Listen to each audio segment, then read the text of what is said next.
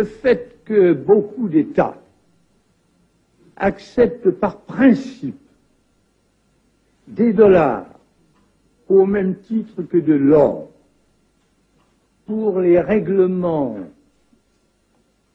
des différences qui existent à leur profit dans la balance des paiements américaine, ce fait entraîne les Américains à s'endetter, et à s'endetter gratuitement vis-à-vis de l'étranger, car ce qu'ils lui doivent, ils le lui payent, tout au moins en partie, avec des dollars qu'il ne tient qu'à eux d'émettre. Étant donné les conséquences que pourrait avoir une crise qui surviendrait dans un pareil domaine, nous pensons qu'il faut prendre à temps les moyens de l'éviter. Nous estimons nécessaire que les échanges internationaux soient établis, comme c'était le cas avant les grands malheurs du monde, sur une base monétaire indiscutable et qui ne porte la marque d'aucun pays en particulier. Quelle base? En vérité, on ne voit pas qu'il puisse y avoir réellement de critères, d'étalons autres que l'or. The third indispensable element in building the new prosperity is closely related to creating new jobs and halting inflation. We must protect the position of the American dollar as a pillar of monetary stability around the world. In the past 7 years, there's been an average of one international monetary crisis every year. Now, who gains from these crises? Not the working man, not the investor, not the real producers of wealth. The gainers are the international money speculators. Because they thrive on crises, they help to create them. In recent weeks, the speculators have been waging an all-out war on the American dollar. The strength of a nation's currency is based on the strength of that nation's economy. And the American economy is by far the strongest in the world.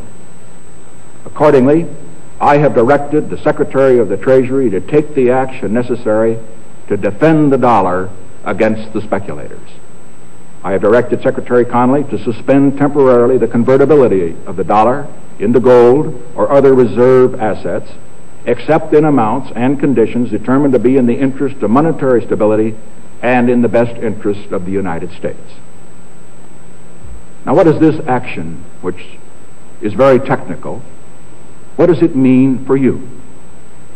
Let me lay to rest the bugaboo of what is called devaluation. If you want to buy a foreign car or take a trip abroad, market conditions may cause your dollar to buy slightly less. But if you are among the overwhelming majority of Americans who buy American-made products in America, your dollar will be worth just as much tomorrow as it is today. The effect of this action, in other words, will be to stabilize the dollar. Now, this action will not win us any friends among the international money traders. But our primary concern is with the American workers and with fair competition around the world. To our friends abroad, including the many responsible members of the international banking community who are dedicated to stability in the flow of trade, I give this assurance. The United States has always been and will continue to be a forward-looking and trustworthy trading partner. In full cooperation with the International Monetary Fund and those who trade with us, we will press for the necessary reforms to set up an urgently needed new international monetary system. Stability and equal treatment is in everybody's best interest. I am determined that the American dollar must never again be a hostage in the hands of international speculators. I'm taking one further step to protect the dollar, to improve our balance of payments, and to increase jobs for Americans. As a temporary measure, I am today imposing an additional tax of 10% on goods imported into the United States. This is a better solution for international trade than direct controls on the amount of imports. This import tax is a temporary action. It isn't directed against any other country. It's an action to make certain that American products will not be at a disadvantage because of unfair exchange rates. When the unfair treatment is ended, the import tax will end as well. As a result of these actions, the product of American labor will be more competitive, and the unfair edge that some of our foreign competition has will be removed. This is a major reason why our trade balance has eroded over the past 15 years. Assalamualaikum warahmatullahi wabarakatuh. Selamat siang menjelang sore. Salam sejahtera kita semua. Alhamdulillah wa syukurillah. Allahumma sholli ala sayyidina Muhammad. Oke, sore ini pembahasan kita melanjutkan di status ya kemarin tentang film Rambo itu. Bagaimana sih ceritanya bisa digambarkan? Sebagian orang menganggap itu film propaganda, tapi ada juga yang berpendapat film ini itu hanya fokus ke Rambo-nya saja. Maksudnya bukan ke Amerika, tapi hanya ke Rambo-nya saja. Jadi Rambo-nya itu menyelamatkan teman-temannya yang atau tawanan-tawanan yang disandra oleh tentara Vietcong. Nah, itu awalnya saja. Jadi kita sekarang tidak membahas masalah Rambo, tapi ini membahas cerita mengenai salah seorang presiden atau pernah juga menjabat sebagai Perdana Menteri Prancis di tahun 60-an menjelang 70-an. Namanya kalau diijab pakai bahasa Indonesia ya Charles de Gaulle, tapi nggak tahu kalau orang Prancis mengiganya bagaimana, karena konon katanya huruf G itu dibaca H, jadi Charles de Gaulle.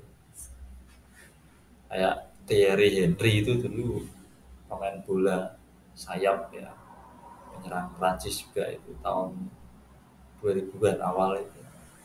Bukan tulisannya Thierry Henry tapi bacanya Thierry Henry. Ya terserah lah, tapi bisa dicek di Wikipedia mengenai profil beliau. Yang unik apa dari beliau ini? Jadi waktu itu setelah perjanjian Bretton Woods tahun 1944 yang mengokohkan kedudukan Amerika Serikat sebagai negara adidaya dengan sebagai mata uangnya. Jadi Amerika Serikat waktu itu di hadapan 44 negara ya, perwakilan aja 44 negara ini. Dia bilang, yang intinya menegaskan bahwa sayalah negara pemenang perang dunia kedua. Karena ya tahu sendirilah, yang ngebom Jepang itu kan ya juga orang Amerika ya, bom atom maksudnya. Kemudian dianggap memiliki stok emas paling banyak itu Amerika yang menegaskan sendiri. Jadi di dunia ini waktu itu ya tahun 44 itu yang paling banyak punya emas itu adalah Amerika Serikat. Nah, ceritanya bagaimana membangun perekonomian dunia supaya mudah gitu. Mudah itu dalam artian bagaimana sih negara-negara di dunia ini bisa saling berjual beli ya, tukar menukar kebutuhan pokok, tukar menukar produknya ya. Nah, disepakatilah waktu itu dolar itu sebagai mata uang dunia. Artinya kalau Indonesia mau membeli minyak ke Arab Saudi ya harus bayar pakai dolar. Nah, waktu itu dolar itu di-backup menggunakan emas ya. Jadi seluruh dunia itu waktu itu diberi kepercayaan oleh Amerika, disuruh percaya bahwa ya memang dolar itu waktu itu dicetak basicnya emas ya. karena emas itu dianggap logam paling mulia di seluruh dunia. Nah, ceritanya seperti itu. Jadi dulu yang pegang uang dolar akan ditukar langsung ke emas itu bisa, asal sesuai dengan ukurannya. Ukurannya itu maksudnya dulu itu mungkin 1 gram emas itu sama dengan 30, bukan 1 gram ya, 1 ons, troy ons atau apa itu, alat ukurnya di Amerika ya. Kalau di Indonesia itu seperti gram, kilogram ya, ton, ons, nah itu. Tapi kalau di Amerika itu ada troy per ons dan sebagainya. Itu waktu itu 1 troy per onsnya itu $35 kalau nggak salah. Nah, jadi seperti itu. Nah, seiring berjalannya waktu, hal ini normal ya, normal ya, orang sudah beli seperti biasa, dan inflasi itu cenderung tidak ada ya, karena memang ada backupnya emas. Nah, puncak dari kecurigaan dari seorang Charles de Gaulle, ya, Presiden Prancis ini, ketika waktu itu tahun 70-an awal, Amerika ini melancarkan perang ke Vietnam. Yes, di sini tidak akan dibahas masalahnya apa, nggak tahu ya, nanti cari sendiri saja ya, karena di sini nggak ada pembahasan itu ya. Jadi ini bahas tentang Presiden Prancis yang ini. Jadi Vietnam waktu itu diserang tempur habis-habisan sama Amerika, yang ternyata Amerika nggak mampu menundukkan gitu intinya, dan rugi banyak sekali ya. Intinya kerugiannya luar biasa lah, terutama rugi karena sudah membeli banyak alat-alat perang atau alutsista atau amunisi, dan juga belum lagi orang yang meninggal dunia. Nah, Charles de Gaulle ini adalah seorang mantan militer, mantan perwira, mantan panglima mungkin bahkan, yang pernah memimpin Prancis perang ini. Dia tahu harga peluru itu berapa, harga mortir itu berapa, harga granat berapa, dan sebagainya, belum peralatan-peralatan yang canggih. Dan dia curiga, kok bisa ya Amerika itu bisa membeli alat-alat perang sebegitu banyak tanpa negaranya kelihatan bangkrut gitu. Nah, ini yang membuat Charles de Gaulle ini curiga. Nah, dia akhirnya memberikan pemberitaan ya, atau dia akhirnya memberikan pernyataan yang ada rekamannya ini di video ini juga, di depan tadi ya, depan sebelum video ini, itu menyatakan bahwa yang sebelum Muammar Gaddafi yang dari Libya itu menyatakan, dia sudah menyatakan bahwa perdagangan itu normalnya ya memang harus, intinya saja ya, ini kita sampaikan, basicnya memang emas itu berbasis gold itu. Kertas itu hanya mewakili saja. Jadi kepercayaan terhadap kertas ini, uang ini yang dipakai sekarang ini, itu karena kita tahu ada penjaminnya yaitu emas sebagai logam termulia yang diakui termulia di dunia. Nah itu. Nah akhirnya beliau memberikan asumsi sendiri bahwa ini kalau seperti ini terus nggak beres. Nah akhirnya Charles de Gaulle pergi ke Amerika dengan kapalnya dimuati bermiliar-miliar dolar kapalnya itu. Sampai di Amerika ngomong, ini dolar yang Anda berikan ke saya, tolong berikan emas kami ya. Jadi, dulu negara-negara di dunia ini mengumpulkan emas ya, mungkin termasuk Indonesia ya, itu ke Amerika ya, supaya di sana nanti dicetakkan dolarnya. Nah, tapi Charles de Gaulle ini udah curiga terlebih dahulu gitu loh. Kok bisa Amerika sekaya itu, padahal perang-perang terus kan mengeluarkan uang banyak itu. Nah akhirnya Charles de Gaulle ini ke Amerika bawa kapal, minta kembalikan emasnya, ini uang kertasnya saya kembalikan ke situ. Akhirnya ditutup sama Amerika, dan berikutnya kalau nggak salah Spanyol juga ikut-ikutan. Nah, Amerika kelabakan. Akhirnya tahun 71 Presiden Amerika saat itu Richard Nixon mengeluarkan pernyataan yang intinya mata uang dolar Amerika yang dicetak sekarang ini mulai tahun 71 itu ya, saat dia memberikan pernyataan di Institut Nasional itu, tidak lagi di-backup oleh emas. Backupnya apa? Hanya kepercayaan. Anda percaya dolar ini bisa dipakai untuk jual beli, ya silahkan dipakai. Tapi sudah tidak bisa lagi ditukarkan dalam bentuk emas lagi. Jadi sejak saat itu emas itu kita bisa mendapatkan emas itu bukan kita menukar uang kertas kita, tapi kita membeli emasnya. Nah, gitu. Jadi emas bukan lagi menjadi basic, jadi pembuat pencetakan uang kertas, tapi emas itu sekarang menjadi sesuatu yang bisa diperdagangkan mulai tahun 11. Nah, itulah yang menyebabkan kenapa sih, mungkin ada pertanyaan, kenapa di Indonesia ini tidak nyetak uang kertas banyak saja untuk gaji pegawai, untuk bansos, Nah, kemarin ada yang meletup, ya nanti bisa inflasi dong. Nah, kita kembali nanya, kenapa Amerika nyetak uang dolar terus tapi nggak inflasi? Ya Amerika beda, karena Amerika itu mata uangnya dipakai di seluruh dunia.